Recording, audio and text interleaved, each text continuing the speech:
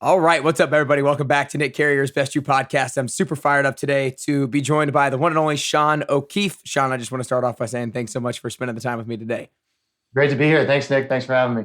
Yeah, of course. So, I finished your book, Launch Your Career: How Any Student Can Create Relationships with Professionals and Land the Jobs and Internships That They Want. I finished this probably a week and a half ago, and I was a little bit mad that I did not have access to it when I was in college. So that was my first thoughts behind it. But it's just so great. It's just such a much needed thing because I know when I was in college, I thought I needed to go to career fairs and apply to jobs there and apply to the jobs online, but we were never instructed or taught on how to have career conversations and how to have the courage to reach out to professionals and even high level executives as well. And I think that that's something that is a huge gap that you're working on filling and filling a lot of people's needs for that. So I think it's super great work that what you're doing. So I want to start off by giving everybody a little bit of background as to a little bit how you got started in this. So in 2005, you were in an MBA program at Santa Clara University, and you were doing a study abroad in China and South Korea. And on the long flight over there, you were sitting next to Barry Posner, who was the person who organized it and the head of the business school at the time. And you were having a conversation, and you kind of told him how you got your first job with the Oakland Athletics, and then that whole story, which was awesome. And then you told him how you kind of wanted to start an organization around holding workshops for people and holding workshops around student empowerment. And then he kind of later on in the flight was like, why don't you teach a class on it at Santa Clara University? And so this is back in 2005. And if it's my understanding correctly, you started doing a class in January of 2010. That's right. What happened in between slash why the gap? Yeah. So the conversation happened while I was in the MBA program, and to teach at Santa Clara University, you have to have completed your MBA. So Right. I finished in mid 2008, and then the process of trying to, even as an adjunct professor, getting hired, it can be a long process. And so I think I interviewed in early 2009. And then by the time everything got approved and I got assigned a class, my first class was in January of 2010. Yeah. So talk to me a little bit about what your idea or your framework for the class was going in. Did you kind of have a very like how clear were you on kind of the framework for the launch your career method when you first started? Not very clear at all, actually. I knew that the spaghetti that I threw against the wall when I was a college student, there was something to it. And because it helped me. And I just had this hypothesis as I went through my early and mid 20s that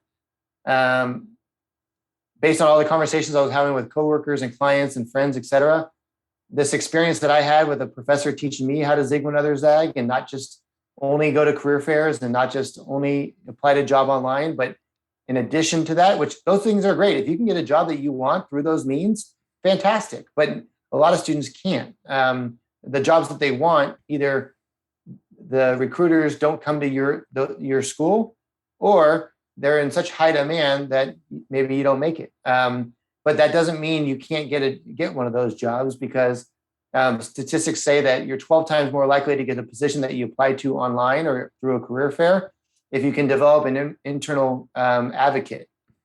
Well, here's the thing. And this is great news for everyone listening. If you don't have an internal advocate because of family or friends, you can create one from scratch. And just that's the thing that most students either don't know how to do, or maybe if they have an idea of how to do it, they lack self-confidence that to actually take the actions. And so in the book, we really talk about this 8-step process that you mentioned, the career launch method, which has a bunch of micro steps that makes it really easy to follow what to do, when to do it, when to say. If you're going to send an email to someone, what do you put in the subject line? What do you put in the body? If someone doesn't respond, when do you follow up? All that kind of stuff. So, but back to your question, in 2010, I didn't have the method. The method came together a couple of years ago. Well, it didn't get formalized with a name and all the steps until probably 3 years ago. So what I did starting in 2010, probably through 2015, 2016 ish, is I tried a lot of different methods, because what I did, it took a lot of work. And I was like, there's probably a better way to do this. So because I had this class and I had students that were willing, they were kind of forced to, if you will, Yeah. because I had an assignment. And part of the assignment was to do 2 career conversations with people you never met. And they can't be a phone call. They have to be in person. And then once the pandemic hit, they either have to, if you can't do in person, then do a video chat. But phone calls didn't count, and you couldn't do someone you already met, and you couldn't meet with someone that was less than 4 years out of college. So really trying to get people to push themselves out of their comfort zone.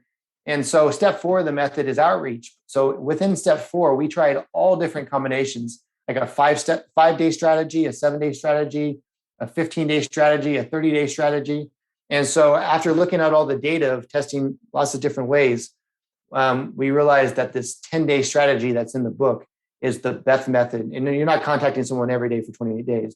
Every day for 10 days. You're contacting someone strategically, and you're mixing up the way you contact someone. It's not just an email or a phone call or a LinkedIn message. So what to do and when to do it. It takes that mystery and it allows students to, like, okay, if I just take one action at a time, this concept that's kind of scary, reaching out to people I never met, and not just people, professionals whose jobs I'd like to have. It takes this scary concept and it makes it easy to actually take action. Yeah. No, and it definitely does. Like you said, it's super specific and super clear in the book. The method is, and those specific steps, like day 1, day 3, 5, 7, 10, whatever. I can't remember the exact numbers, but I kind of want to go a little bit back to the fact that you didn't have the exact framework when you first started, right? Like when you first taught your first class, you had an idea of what you wanted how you wanted to teach it, but you knew that, like you said, you're gonna be throwing spaghetti on the wall a little bit and testing things out. And I think that a lot of us have the ability to do that in certain areas of our life, but we don't, because we're not exactly sure what it's going to look like yet. And that, so what do you think, like, gave you the ability, or gives anybody the ability to kind of move forward or take action without having full clarity as to what that end product is going to look like, and being okay with throwing spaghetti on the wall, as you said? Yeah. So a couple of things come to mind, and I've taken some of the things that was taught to me and then kind of added to it. A lot of it is just perspective. So, the book is directed to college students, but recent college grads, people, long out of school could also use the method and just change some of the terminology a little bit. But college students in particular, they have this benefit. Society likes to help students more than they like to help non-students. Yeah. And so leverage that. And so most students don't even know it's okay that I, as a student, can reach out to someone and they'll likely take a meeting with me. Of course, not everyone says yes, but way more people say yes than most students think. And so part of the book, as you saw, is that there's these 6 main reasons why professionals will say yes to taking a meeting with a student, even if the student doesn't have experience in the industry that they're trying to get into. And I think that's when I heard that, it put me at ease. And then, so talking about, and then I kind of coined the term playing the student card. Hey, you have this time in your life when you're a student, from until the day that you graduate. You have this period of time when you're a student. And so you got to capitalize on the fact that society likes to help students more than non-students. And so how do you do that? So we call it playing the student card. And there's this quote by Eric Thomas, my favorite motivational speaker. He says, you have to take advantage of the opportunity of a lifetime in the lifetime of the opportunity. And so how that relates to the career launch method and to students is that you're only a student for so long. And so you have to take advantage of this opportunity of a lifetime, being a student in the lifetime of the opportunity before you graduate. So don't procrastinate. College students are so good at procrastinating. And so when students realize this as, hey, I got to take advantage of this time, it's easy. And also knowing, Drake had a hit song about 10 years ago called YOLO. I'm sorry, the song was called The Motto. What is the motto? The motto is YOLO. And I know most college students, when they think of YOLO, they think about doing something crazy or doing something maybe they shouldn't, right? But take the concept of you only live once and apply it to your life and your career. it's true. We have one life to live. And if you're putting a lot of money and time into your education, the number one reason why students go to college is to get a good job. So if you're not spending some of your time as a college student working, on top of getting good grades and doing assignments and taking tests and writing papers, you should also be taking some of that time and reaching out to professionals and realize it's a numbers game. You have nothing to lose and everything to gain. If you reach out to someone, you get ghosted, who cares, right? No harm, no foul. Like, as long as you're using professional etiquette and you're making yourself look good in your university or your college, and you reach out to someone, even if they don't say yes, it's okay. Because if it's a numbers game. If you reach out to enough people, and that's why step 2 of the method is identify 25 people who could be strategically beneficial to you. Because if you come up with a list of 2 people, you might go 0 for 2. I guarantee you there's a 99% probability that if you reach out to 25 people, and don't do it all on one day, don't do it all at one time, do it over time. We suggest doing 5 people at a time. But if you work 25 people over the course of several months, and we suggest 5 at a time, the probability of you going 0 for 25 is like less than 1%, assuming you're following all the steps of the method. And so even if you're someone like me and you don't have any contacts in the industry that you want to get into, and for me, that industry was professional sports, but it could be in bioengineering, it could be nursing, it could be anything. No matter what you're majoring in and what you're trying to get into, the career launch method is agnostic. And so I just, in 2010, I just knew that students get rewarded for stepping out of their comfort zone. Professionals love it. And you said at the top of the show, I wish I would have had this book when I was in college. And do you know what happens? Because I do a lot of qualitative interviews with the professionals who my students meet with, or students who go through the career launch program at our partner schools go. And I ask professionals, well, why did you say yes? Did you say yes to the first time the student reached out to you? Was it worth your time? Did the student follow up? I ask all these questions. And one of the things that the professionals tell us in these qualitative interviews is, man, I wish I would have had someone tell me to do this when I was in college. And when I got the email, I had so much respect that there was a college student who never met me, went online either to the website or to my LinkedIn profile, looked me up, and then wrote an email that had professional etiquette. It was flattering to me, and asked if I could have 20 minutes. I just thought that was outstanding. And so these professionals, they come to the call excited and already have a positive opinion because they think like, wow, I mean, what a great thing for a college student to be doing with their time. Yeah, no doubt. There's definitely a lot worse things that college students could be doing with their time. But I kind of want to jump back to, again, kind of when you started to kind of move away from the method a little bit for a second. Like, this was a big, different like career jump for you. You worked for the Oakland Athletics for 7, 8 years, and now you're going to decide to teach a college class essentially. What gave you? Were you nervous about it? Were you confident about the jump? What was that decision like for you?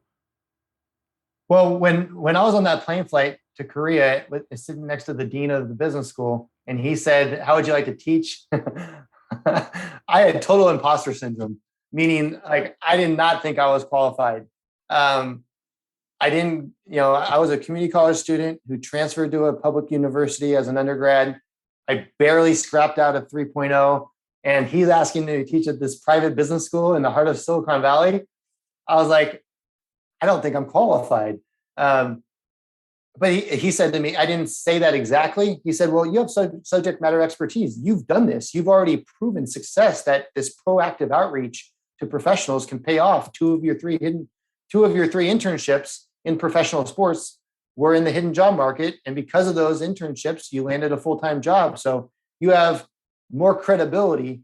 So it doesn't really matter, nothing else matters. You have subject matter credibility. And so that was really key for me to say yes to being an adjunct. And then as far as the career change in 2016, after my 7 years with the Oakland A's, I did 7 years with a company. I did 7 years, sounding like I went to jail. I worked for a company for another 7 years, and it was a regional tech company. It was very less glamorous than professional sports, but I just wanted a position where I could be a leader. And I did very well in that role.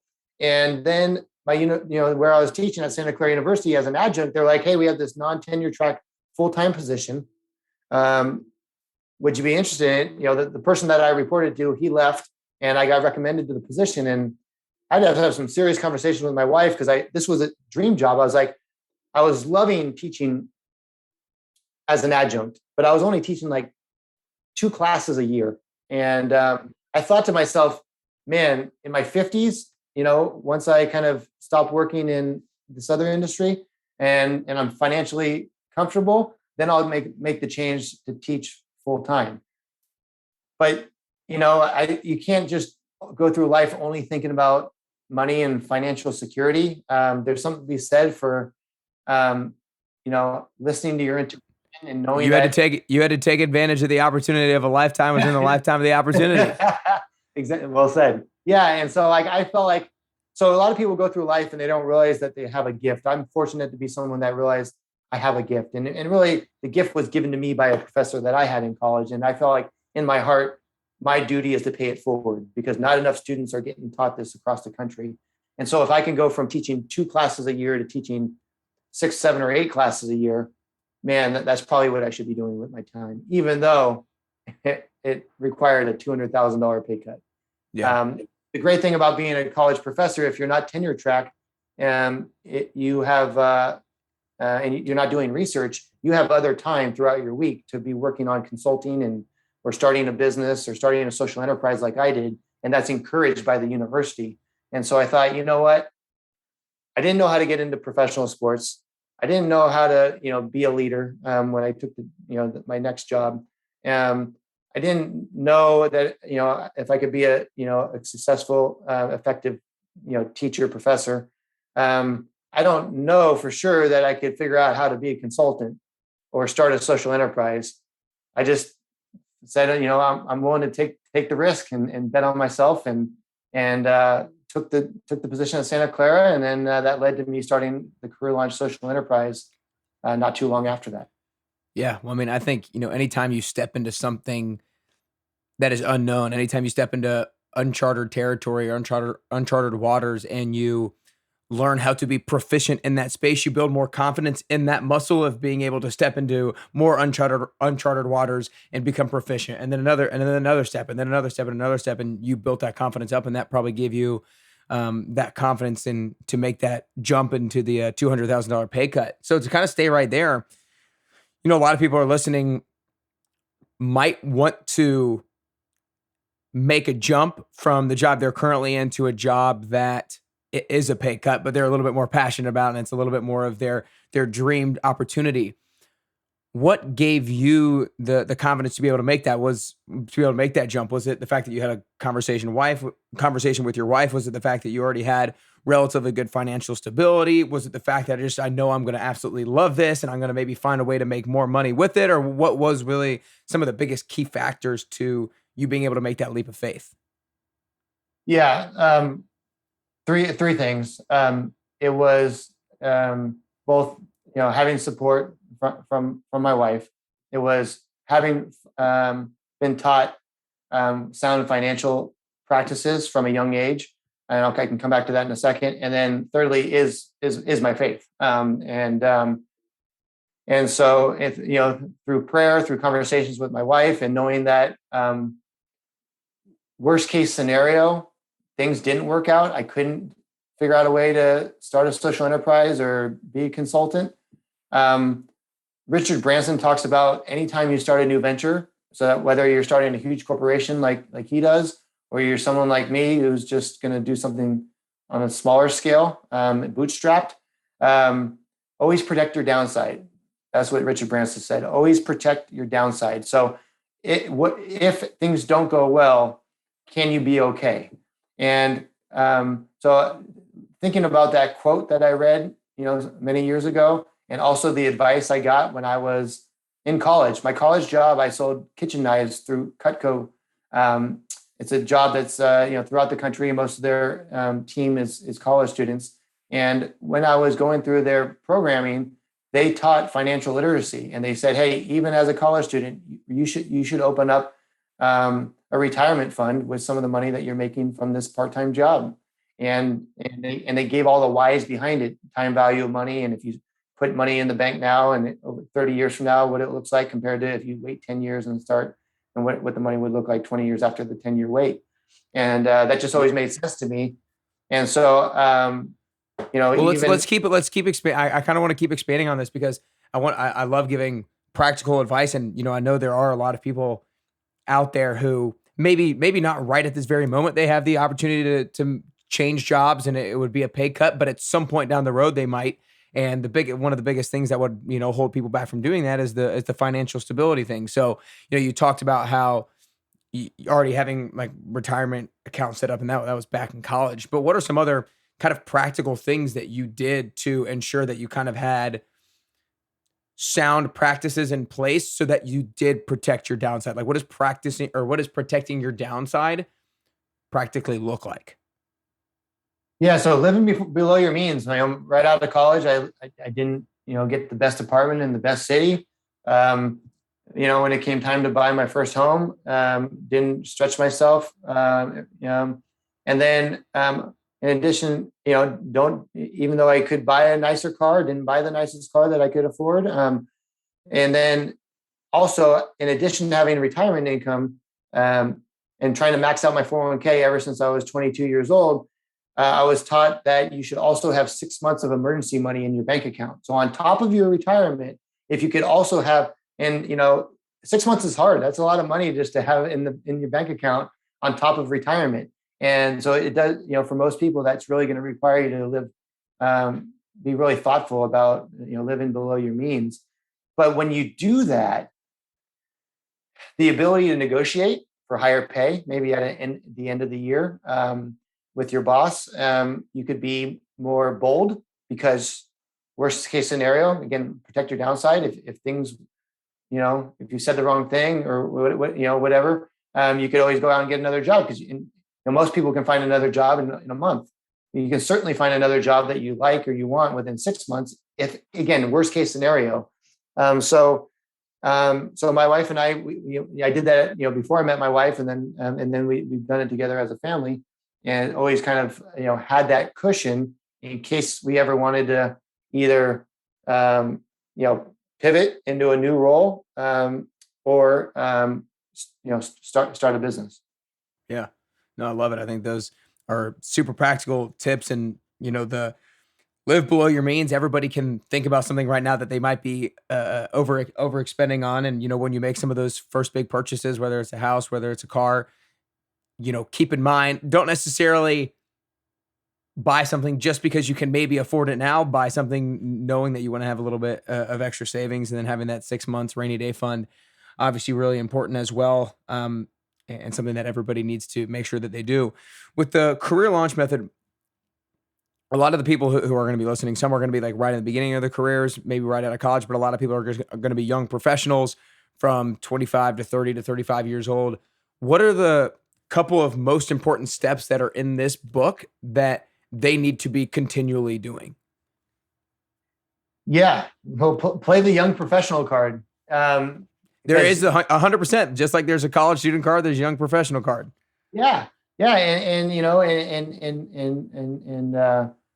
professionals who are in their 40s or 50s, they also like to help younger professionals who are eager to advance their careers, and so it all depends on what the what one's goal is. Let's say because and because I know a lot of people might be in this spot. Let's say that somebody is in their job and it's not terrible, but they know that they might not want to be there for another year or another 2 years. They're not maybe necessarily ready to make the jump yet, but they know at some point in the next year or 2 years that they would make the jump. What are the steps that they could start taking now to start gaining a little bit more clarity as to what the next job jump is going to be, and start building those relationships now so that they're set up for when they're actually wanting to make the jump?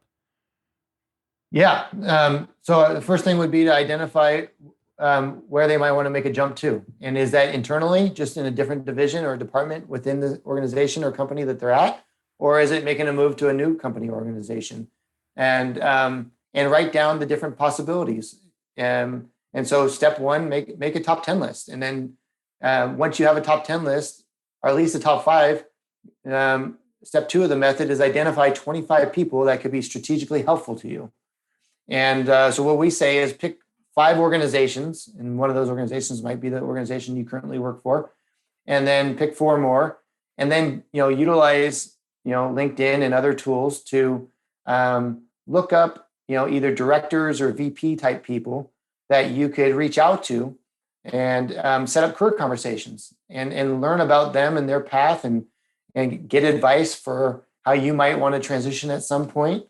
And then step 4 is just start taking action and utilize the fact that I guess for step for step 4, it's for the young professionals. It's just really taking action, identifying 5 people at a time, and just making it part of your routine.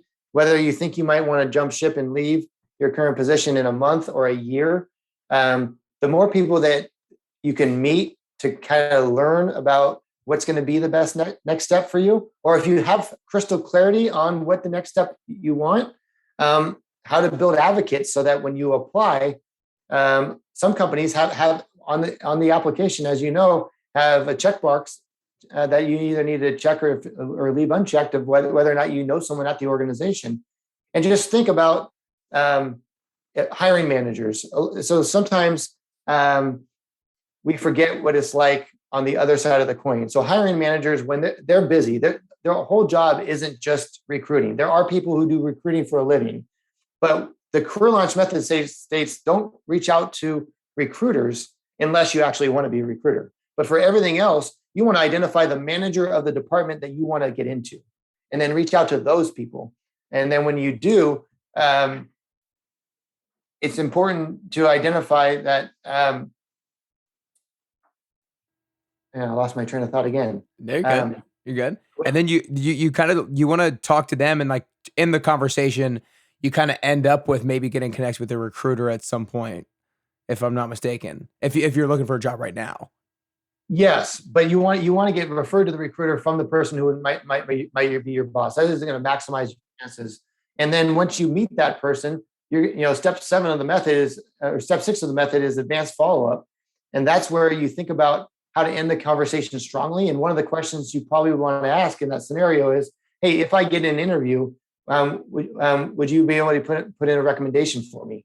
And likely, if you had a nice conversation, they're going to say yes. And then not only do you get to check that box, but in the interview process, you can reference the fact that you had the chance to meet somebody else in the organization. Yeah, no, that's great, because I know there are so many people, so many of my friends and peers and everything like that are kind of in that spot. Like, man, I just know I'm in this job. I don't really want to be here for too much longer. But then they're not doing anything, and then they don't do anything. And so I want to make sure I give those people some value in regards to how they should be moving forward. In regards to having like a career vision, how much do you believe in / how much do you teach young professionals / college kids around trying to create a vision for your career, or a vision for your career, creating a vision for your career? Yeah, so that professor that I was on the airplane with, the dean, Barry Posner, he talks about working backwards. Think about one day, hopefully it's a long time from now, we're going to pass away. And then at our celebration of life, people are going to talk about who we were and what do we want people to be saying about us. And so you kind of work backwards from that. So if I know I want these kind of things to be said about me, how would that manifest in the different areas of my life? And that the different areas of life are probably going to include family, friends, career, health, spirituality, some of these contribution to society, et cetera. And so when it comes to career, what is your ultimate goal? Or if you don't have clarity, what are some of the different goals that you might want to have? What does that look like? In step 1 of the book, we talk about the 10 factors that matter in the job and really think about those 10 factors and give a weight, because for different folks, different things are important. And that can really give someone who doesn't have clarity an idea of where they should be thinking about what their vision is and then how to execute on that vision. Yeah, no, I think that's great. I think having your top priorities, and I think naming those 10 things is super key. Well, down to the last couple questions here, Sean. The second to last question is, what's maybe one of the most important decisions that you've made that you didn't realize the significance of until later? Like for a career decision, what's maybe one of the most important career decisions that you've made that you didn't realize the significance of at the time, but you realized it a little bit later? Yeah, it was leaving the Oakland A's to go to Mm. a regional tech company. I knew I wanted to get out of professional sports was my dream job as a college student. Then I get into professional sports. I'm like, I can't see myself doing this for the next 30 years. And then I was like, okay, then I need to make myself more employable. So I went back to school to get an MBA. And then, so I finished the MBA and I was like, okay, I need to find another job. And then at that point, what mattered to me was I wanted to be in a leadership position. And I didn't have a lot of luck on finding the quote unquote perfect job. But I ended up having a conversation with one of my clients when I was still working for the Oakland A's. One of my clients was the CEO of this regional tech company. And he said, well, why don't you, I'd be interested in talking to you about coming to work for us. And so we went out to lunch and we talked about it. But after lunch, I was like thinking to myself, well, the industry is copy machines and printers and some IT services. That is not very sexy compared to baseball and professional sports. And I almost didn't take the job. And I didn't even have another job option. I had been kind of looking for a while, and having some conversation with some mentors, I realized, don't overthink about what the industry is. What is your why? My why was I want to be in a leadership position to positively impact other people. And I was going to be a vice president at the age of 28 for this company. And so let's not worry about the industry. Let's talk about what your goal was. It was to be a leader. You're going to come in, you're going to walk into a leadership position. And so I almost didn't take that job, and I did. And I had more fulfillment in that job in the 7 years there than I did in my 7 years in professional sports. I enjoyed both, don't get me wrong, but I had more fulfillment. And I almost didn't take it because my ego almost got in the way of working in an industry that wasn't very glamorous. Yeah. Well, I think that's awesome because I think a lot of people don't start with their why and make a decision based off of that. Like you said, a lot of people will stick with the sexier job with the Oakland Athletics rather than go into this other firm that sells printers and those different things that you were talking about. But before I ask the last question here, Sean, I just want to acknowledge you because I know that the work that you're doing is obviously affecting and positively impacting so many people, given the testimonials and everything that and all the success stories that you have in here. And I know it's just going to continue to impact more and more people. Like I said, I wish I had this when I was in college because I kind of wanted to do more when seeking out internships and jobs, but I didn't know what to do other than going to career fairs and applying for jobs online. And so I would do a lot of that, but you're not really able to take ownership and responsibility for seeking out internships and finding jobs by doing that stuff. You can really take ownership and responsibility through your career launch method, which is awesome. So I want to acknowledge you for all the great work that you're doing and will continue to do. Thank you very much. Of course. Well, y'all make sure you go learn more about Sean and at the book. You can get the book at launchyourcareerbook.com. You can learn more about Launch Your Career also at careerlaunch.academy, and you can follow Sean on LinkedIn at Sean O'Keefe, and I'll have all that stuff linked up in the show notes. But last question real quick here, Sean, is I think that getting closer to the best version of yourself is a constant journey and a unique journey. I think that the way that I'm going to get closer to the best version of myself is a little bit different than the way that you're going to get closer to the best version of yourself. So for you personally, if there are 3 things that you could currently do or currently work on to get to that best version of Sean O'Keefe that you could possibly be, then what are those 3 things that you could currently do or currently work on? Yeah. So there's 7 for me. There's 7 things. I call it the 7 pillars of life, and it's family, family and friends, health, spirituality, career, contribution to society, and lifestyle. And My wife and I do goal setting. And we, not just once a year, we got advice to start doing goal setting quarterly and really setting quarterly goals and setting goals in all 7 areas. And so, with health, I just hit a goal. I'm proud to say I hadn't done 5,000 meters in less than 20 minutes on the rowing machine. Let's go, baby. I did that last week. So now I got to, set a new goal for some more new goals in the health category. But in terms of career, the Career Launch Social Enterprise, we want to impact 1 million students and young professionals by 2025. And we'll do that through partnerships with colleges, universities, and nonprofit organizations. And opportunities like this, Nick. I'm so thankful to have the opportunity to spend some time here with you. You're doing a great job and providing value to your listeners and being a great role model in all that you do. So it's been a pleasure to be here with you today. Well, I appreciate it. Those are awesome things. Congrats on that rowing goal. That's super cool. I do a lot of rowing at Orange Theory, and I teach some rowing classes with Echelon as well. And I actually, it's funny you say that. Literally last night I posted a video on Instagram giving 2 tips on rowing technique. So you might want to go check it out. Anyways, cool. That's all I got for you today. Appreciate it, Sean. That was awesome. Thank you so much, Nick.